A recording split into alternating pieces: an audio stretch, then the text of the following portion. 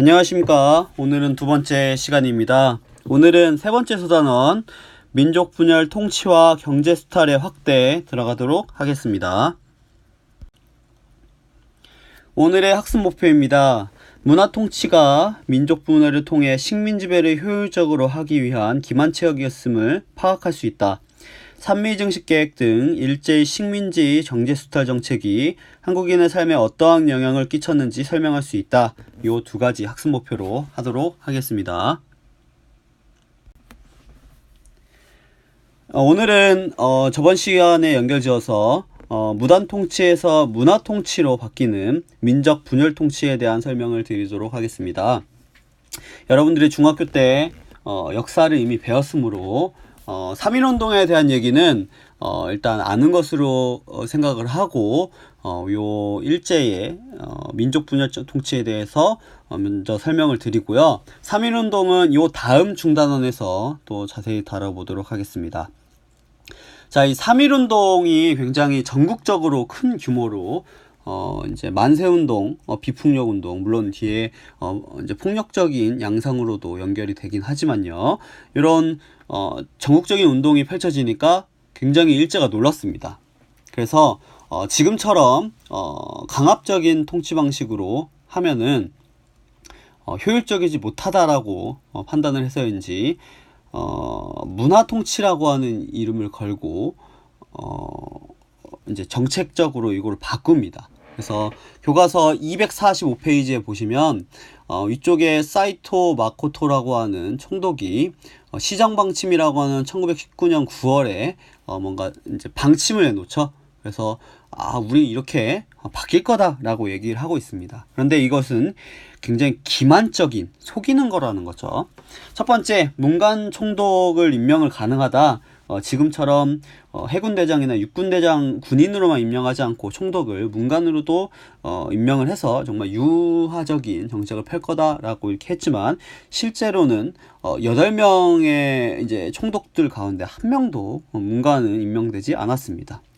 그리고 이제 헌병경찰제를 이제 폐지하고 보통경찰제로 다시 되돌리겠다. 군인이 민간인을 감시하는 것이 아닌 정말 보통의 경찰들로 치안을 지키겠다라고 정책을 내세웠지만 다음 슬라이드에서 보면 알겠지만 경찰 인원은 오히려 늘어나고요. 예산 또한 증가해서 더더욱더 우리들을 많은 숫자를 이렇게 감시하는 모습을 확인할 수가 있죠. 자, 그 다음에 신문 발행, 언론과 집회나 이런 것들이 다 그런 자유들이 막혀 있었죠. 하지만 우리 신문 발행하게 해서 언론에 자유 줄게 라고 허용을 해줍니다. 하지만 검열제도를 실시해서 오히려 이 우리나라 사람들이 무슨 생각을 하나 음성적으로 이렇게 했던 것을 양성으로 끌어올려서 감시하겠다는 의도가 보이죠. 자, 그 다음에 교육의 기회를 확대하기로 표방을 합니다. 그래서 지금으로 따지면 중학교에 해당하는 보통학교와 보통고등학교 이런 것들을 열어주지만 이게 유상교육이었고요. 굉장히 비쌌기 때문에 굉장히 취학률이 낮을 수밖에 없는 그런 제도였습니다. 그러니까 실제로는 조선인들은 많이 진학을 못했다는 얘기죠. 자, 그 다음에 지방 자치제를 실시하기로 선정합니다. 너네 각 지역에서 면에서 리에서 이렇게 자치하게 해줄게 라고 하지만 실제로는 사람들을 더 쪼개서 감시하려고 하는, 그리고 거기에 지방자치의 핵심이 되는 이장이라든지 면장이라든지 이런 사람들은 제한적으로 임명했기 때문에 당연히 친일파 들로만 이렇게 임명이 되었겠죠. 그래서 전국 단위로 사람들이 모이지 못하고 쪼개져서 감시를 당하게 되는, 오히려 그런 결과를 낳게 되는 기만적인 정책을 펴게 됩니다. 자, 그러면 이러한 의도와 이제 본질은 뭐냐? 이거는 민족의 저항이 굉장히 거세었고요. 그리고 이런 만세운동에서 거쳐가면서 국제적으로 바라보는 눈길이 있으니까 근대적인 국가로 이렇게 나아가기 위해서는 조금 뭔가 이제 퀄리티가 있어야 되는데 퀄리티가 떨어져 보이는 거예요. 그래서 이 악화된 국제 여론을 무마하기 위해서 우리 이 정도의 양식이 있는 나라야라는 것을 보여주기 위해서 이런 이제 문화 통치로 전환을 하게 되는데, 사실은 오히려 더 악질적인 거죠. 친일 세력을 양성을 하고요. 민족을 분열시키려고 하는 의도가 다분히 보이는 겁니다. 그리고 이것은 실제로 뭐라고 할까요? 먹혔다고 할까요? 그래서 친일파가 더더욱 늘어나는. 그래서 영화 중에 밀정이라고 하는 영화 보시면 알겠죠? 누가 아군이고 누가 적인지 모르는 그런 상황으로 치닫게 되는 것이 이 문화 통치라고, 우리 좀 정확히 얘기하면 민족 분열 통치라고 볼 수 있습니다. 자, 그래서 조선민족 운동에 대한 대책 1920년도에 이렇게 총독, 아까 얘기했던 사이토 마코토라고 하는 총독이 대책을 발표하는데요.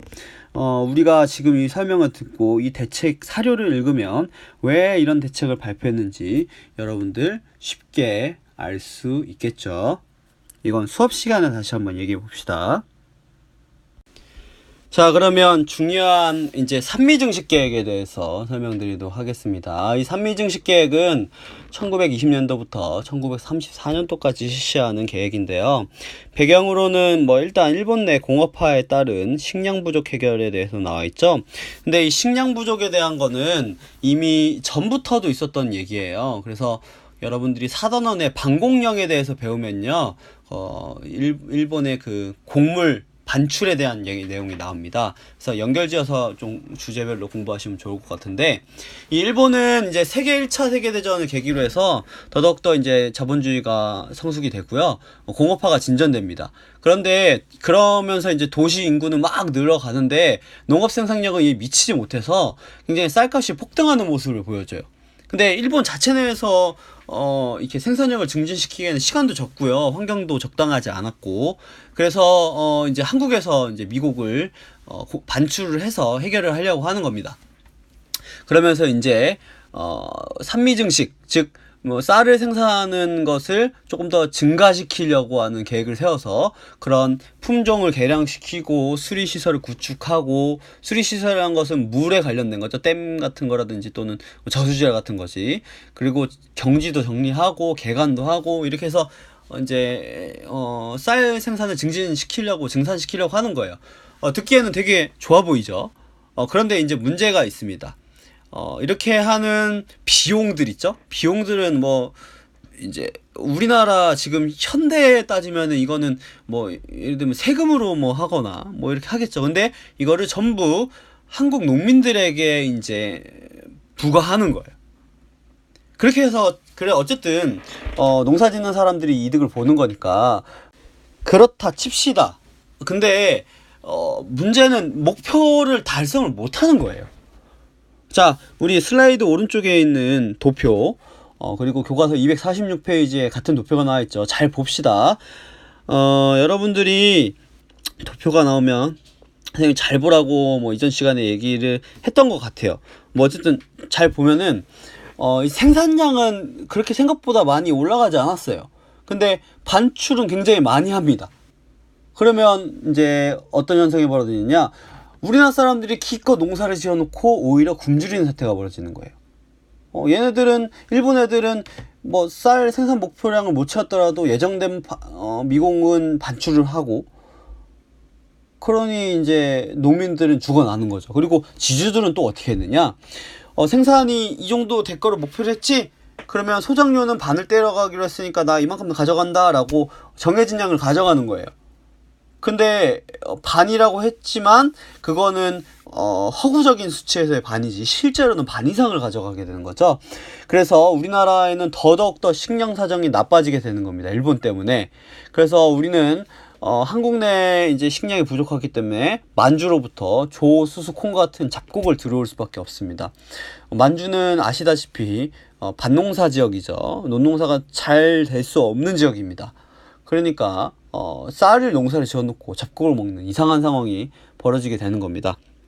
그래서 이제 토지조사 사업을 통해서 토지를 수탈했다면 이제 토지에서 나오는 쌀까지도 수탈하는 모습을 보여주는데, 토지조사 사업에서 그나마 복잡한 절차와 그런 거를 넘어서서 신고를 하고 자작농이 되었던 사람들도 이것을 견디지 못하고 자기가 판 땅에 소작농으로 들어가서 더더욱더 무거운 소작료를 이제 견뎌야 되는 거예요.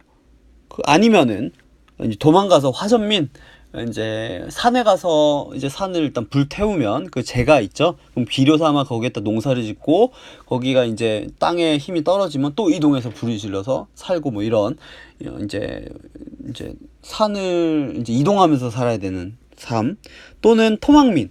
예, 이제 이 한자로 보면요, 뭐 무슨 뜻이냐면 땅에 움막을 짓는 사람들, 그러니까 땅을 파갖고 움막을 지어서 살아야 되는 이런 빈민이 될 수밖에 없는 상황을 전락하고요. 이제 한국에서 못 살겠다 이러면은 뭐 만주, 연해주, 일본 등지로 더더욱더 이동하는 농민이 늘어나게 됩니다. 자, 중요한 이제 산미증식 계획에 대해서 설명을 했는데 그 외에도 이제 경제 수탈은 뭐가 있냐면요. 일본 자본의 한국 진출이에요. 이제 자본이라는 것은 이제 생산을 해낸 생산물들이 다시 생산 과정에 투입될 수 있는 것들을 자본이라고 하거든요. 이게 자본주의에서는 이 자본이 계속 축적되는 게 특징입니다. 그래서 축적된 자본을 또 이용할 수 있어야 하거든요. 그러기 위해서 이제 한국으로 이제 일본에 있는 자본들이 진출하기 시작하는 거예요. 그러면서 회사를 세워서 공장을 더 짓고 거기서 생산한 다음에 투자를 해서 공장을 더 크게 짓고 뭐 이런 게 자본주의의 이제 과정인데, 한국에 진출하면 조금 더 값싼 자원과 노동력을 활용할 수 있죠. 식민지니까. 근데 조선 총독부는 무단통치기에 제정을 했던 회사령을 허가제에서 신고제로 전환합니다. 여기서는 회사령 폐지라고 나와 있는데 폐지했다가 다시 바꾸는 전환이라고 보시면 되죠. 왜 이렇게 허가제를 신고제로 전환을 했을까요? 더 이상 이제 허가를 맡을 만한 조선 자본이 없는 겁니다. 그러니까 일본 자본이 들어와서 그냥 신고만 하면 회사를 셀 수 있게. 그래서 지금도 유명한 미쓰이, 미쓰비시, 노구치와 같은 일본 대기업들이 자본을 가지고 들어오는 거예요. 지금도 이 회사들이 일본의 대기업입니다. 그래서 북부 지방을 중심으로 자원과 인력을 적극적으로 수탈을 해요. 왜 북부 지방인지는 예측이 되시나요? 이곳에 지화자원이 많기 때문이죠. 이 영향 때문에 광복이 된 이후에 북한과 남한을 비교했을 때 북한이 조금 더 생산력이 좋았던 건 사실입니다. 그리고 이제 관세까지 폐지를 해요. 왜냐면 일본에서 또 생산을 하고 있는 공장들이 있죠. 과잉 생산이 되면 안 되니까 또 이제 이 물건을 이제 또 싼 값에 팔아야만 사람들이 사니까 관세를 철폐를 해서 그것을 우리나라로 수출을 해서 파는 겁니다. 그러면 일본은 조금 더 공장을 세우고 이제 노동자들을 고용하는 그런 고용 효과도 누릴 수 있기 때문이죠. 그래서 한국 기업은 더더욱더 가격 경쟁력에 밀려서 타격을 받게 됩니다. 자, 그래서 문화통치의 기만성과 산미증식 계획의 결과 이렇게 나와 있는데요. 요 내용에 대해서는 여러분들 지금 교과서를 통해서 잘 보시고요. 수업 시간에 조금 더 다뤄보도록 하겠습니다. 자, 지금까지 이제 문화통치기에 대한 내용을 얘기했다면, 이제 민족 말살 통치와 전쟁동원 체제 1930년도부터 광복 때까지 얘기를 해보도록 하겠습니다. 자, 학습 목표는 일제가 민족 말살 정책을 실시한 의도와 그 주요 내용을 설명한다. 일제의 병참기조 정책과 전시 수탈 체제의 주요 내용을 파악한다. 두 가지입니다. 자, 이 도표에, 그러니까 지도에 나와 있는 그 연도들 있죠? 주요 사건들과 만주 침략에서부터 시작해서 중일전쟁, 태평양 전쟁, 요 연도는 잘 기억하시는 게 좋고요. 어디서 일어나졌는지가 이렇게 나와 있죠? 한번 지도를 한 번씩 확인해 보는 게 중요합니다. 자, 민족 말살 통치에 대해서 첫 번째로 설명드리겠습니다. 이 문화통치기에서 문화통치는 얘기했지만 이제 민족 분열 통치죠. 그래도 분열을 시키더라도 이제 자치권을 줄게 이렇게 겉으로라도 보여줬는데 왜 이제 민족 말살 통치로 전환이 되냐면요. 저번 시간에도 설명드렸지만 세계 대공황 몇 년도라고 설명드렸죠? 기억나나요? 1929년도죠. 이 세계대공황을 극복하기 위해서 자본주의 후발 국가들은 전체주의가 대두하게 되고요. 일본은 군국주의 체제가 확립됐다고 했죠. 그래서 침략전쟁을 벌이기 시작하는데 이 침략전쟁에 효과적으로 동원하기 위해서 조선인들을 황국식민화를 강조하는 이제 민족말살 통치를 하게 되는 겁니다. 그래서 아예 저항도 찍소리도 못하게 이 저항을 억제하면서 이제 전쟁에 동원하는 겁니다. 그래서 그 주요 내용을 설명드리자면요. 첫 번째 신사참배가 있죠. 신사참배는 이제 조선 민족과 일본 민족이 같은 민족이었다라고 하는 것을 내세워서 일부 조선인 지식으로 하여금 이것을 시인하게 하고 일본의 조상신이라고 하는 아마테라스 오미카미라고 하는 신주를 조선인 가정에 매달아 놓게 하고 예배할 것을 강요하는 그런 거라고 볼 수 있습니다. 그리고 궁성요배라고 나와 있는데요. 궁성은 이제 일본에 있는 천황에 있는 또는 일왕, 뭐 덴노라고 하죠. 그 사람이 있는 곳에 절하게 하는 거예요. 그래서 그러한 행위를 강요하게 하는 겁니다. 그리고 각 초등학교를 이제 국민학교로 명칭을 변경하게 되고요. 선생님의 나이가 좀 드러나게 되는데 선생님이 초등학교를 처음 다닐 때는 국민학교였다가 중간에 초등학교로 바뀌었어요. 그리고 그 모든 학생들에게 황국신민의 서사를 암송하게 합니다. 그래서 우리는 대일본 제국의 시민이다. 우리들은 합심하여 천황폐하에게 충성을 다한다. 뭐 이런 내용을 외우게 하는 거죠. 사람이라는 것이 입으로 외게 되면 그게 머릿속에 들어올 수밖에 없습니다. 특히 어린 나이에. 자, 그 다음에 이제 민족의 저항을 억제하는 거. 이제 우리말을 사용을 금지하게 하고요. 그리고 조선어 과목을 아예 폐지시켜버리고 언론과 학술단체의 통제를 강화시키고 조선어 어학회 사건 같이 그렇게 아예 민족성을 말살시키려고 하는 거죠.